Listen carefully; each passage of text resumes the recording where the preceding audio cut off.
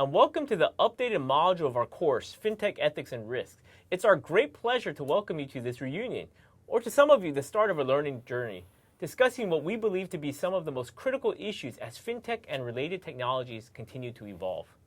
It's been almost 3 years since we first launched this course in March 2019.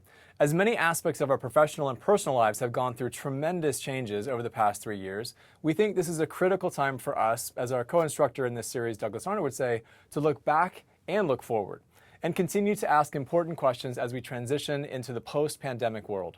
Looking back at the issues we discussed in this course, we are incredibly hopeful to have witnessed the progress and changes that happened in the FinTech world. As COVID pushed more and more traditional financial players into the digital space, banks and other institutions are actively upgrading their systems and services. New technologies are equipped to provide more efficient services, detect fraud, prevent money laundering, and protect customers.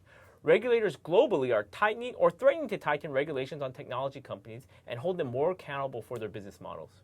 In the meantime, FinTech startups continue to emerge and flourish in less developed regions to support the unbanked or underbanked. Looking broadly, we're excited to have seen innovations booming worldwide, tackling social challenges with emerging technologies. Cryptocurrencies were adopted for COVID relief funds to ensure efficiency and transparency, and the social sector has been utilizing blockchain technology to create open, fast, and transparent aid systems that are cheaper than traditional banks. AI-based software and services do not only provide convenience and entertainment during lockdowns, but were also used in medical research, tracking the pandemic spread, and monitoring and enhancing physical and mental health for patients and people in quarantine. The list of examples on the positive impact of FinTech and technologies at large could go on and on. It reinforces our extreme optimism about the future, as we said in the last module of the course. But looking forward to the world beyond COVID, many issues still require further consideration for all of us as we collectively navigate the future.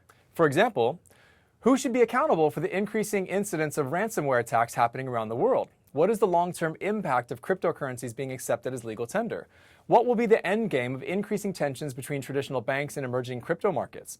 And what do all these things mean for us as consumers and investors?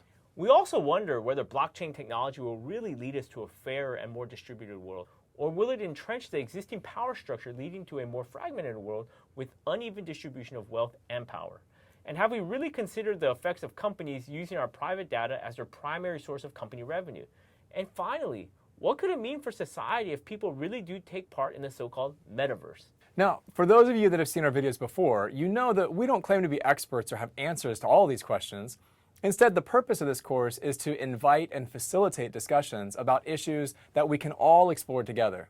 Now, as we move forward, we'll be inviting professionals and experts from around the world to join us and discuss these questions so that, hopefully, we can all move towards a brighter future together. And of course, the most important thing is that you continue to engage and think about these questions in your everyday life. Because we as a society need to make collective choices on what we want for our future. And every one of you is an essential part of this decision-making process.